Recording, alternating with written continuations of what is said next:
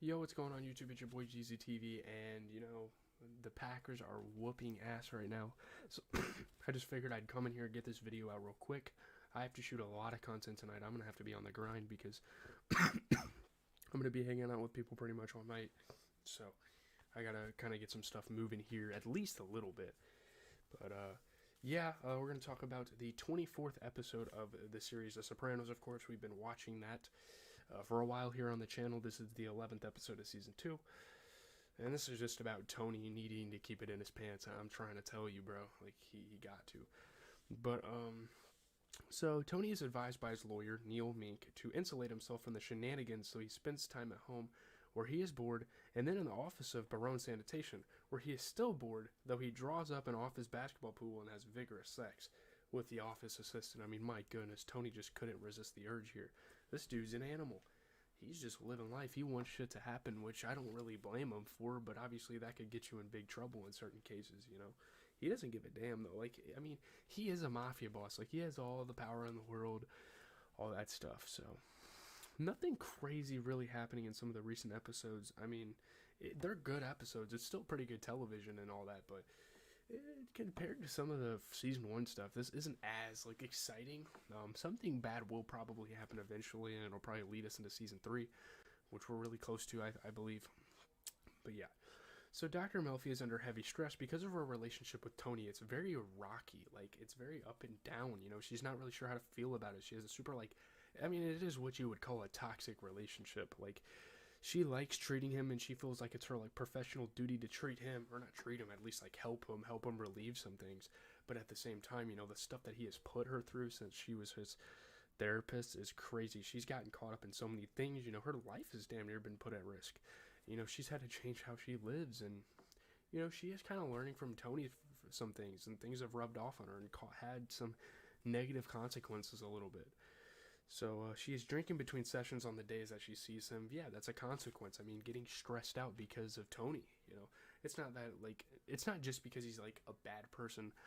I mean, deep down, I know Tony has his faith and all that stuff, and he's not necessarily that bad of a person. He's just kind of doing what he has to do. But just the idea of what he does, and the idea that she's connected to it, and she's almost helping him find a way out or of some sort. Finding some relief. You're helping a criminal. It's kind of like the guilt that a lawyer would get. And yeah, Neil Mink, his lawyer, probably has that same sort of guilt. So Tony comments once, "You seem very mellow today. You look like you're on drugs." And that's a super interesting thing, and that's obviously a joke coming from Tony, but she's on drugs. She's on alcohol. Alcohol is a drug. So in a restaurant with her son, she creates a scene when she tries to stop another patron from smoking. Obviously, New York has always been really weird with smoking. They've had a really weird atmosphere around that. Smoking a non-smoke-free restaurant is insane. I don't necessarily blame Melfi here, but she's taking it a little too far here. The drinks are getting to her. It's affecting her. She's trying to stay poised, and she's trying to stay kind of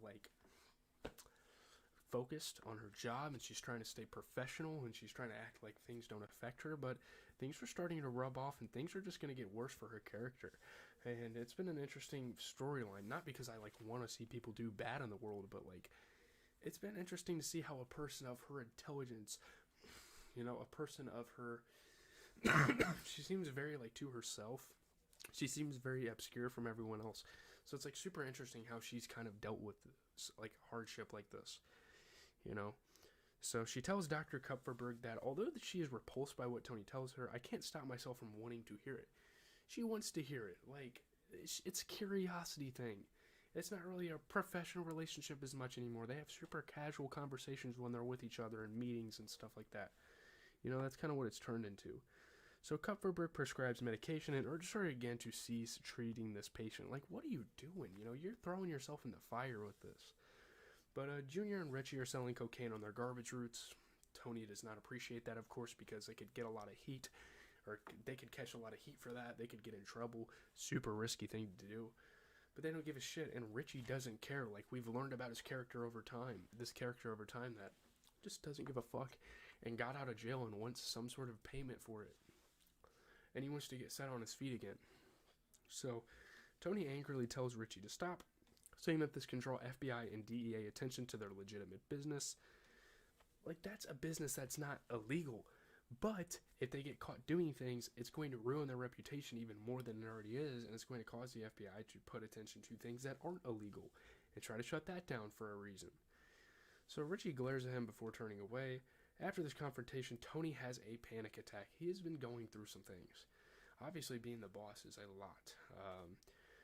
He almost has another when he sees Janice behaving lovingly with Richie, who is now her fiance. Like, it makes him sick because he doesn't have a great relationship with this guy.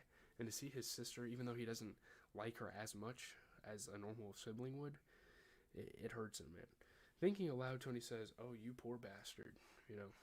So, one of Junior's drivers continues selling cocaine. Junior says he needs the income for legal and medical expenses, which is kind of understandable. And yeah, they are like a criminal organization. Like, sure, some of this stuff is justified, and you need to find an end, some ends to meet, you know. But it's like, dude, I don't know.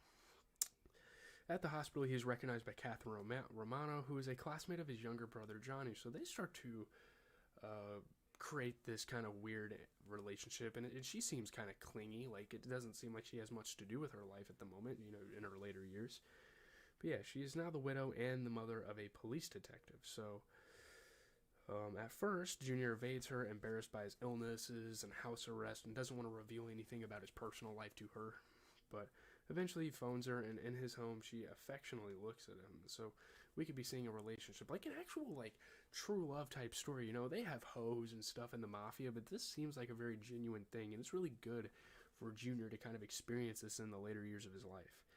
So Tony returns to Satriale's, where his crew, including a now discharged and nearly fully recovered Christopher, welcomes him back. Really cool to see Christopher. That was a dope detail that they kind of threw in at the end of the episode that I really, really appreciated.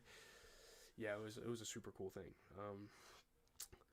The title reference is, like, obviously house arrest. The Home Alone thing was funny. Yeah, it's really cool. I love the cultural references that are in this show. They're so well versed. The whole Seven thing. Seven is amazing. I love that movie. That's one of my favorite movies. Like, if you've watched this channel, I had such high praise for that. But yeah, nothing really crazy going on. I think I'm going to end the video off here and probably get a little bit of the Sopranos watched, so I don't have to do as much later. I'm just trying to relieve the workload, man. Like, honestly, there's a lot I got to do at times, it seems. But leave a like, comment, subscribe. As always, it is your boy GZTV. I got a lot to do tonight. If I even get through with content, I would be surprised. I don't know. We'll have to see about it. I'm just trying to narrow down my workload throughout the night, like, as we go. But yeah, I don't have school tomorrow, so, like, pretty dope content coming tomorrow. I'm out, guys.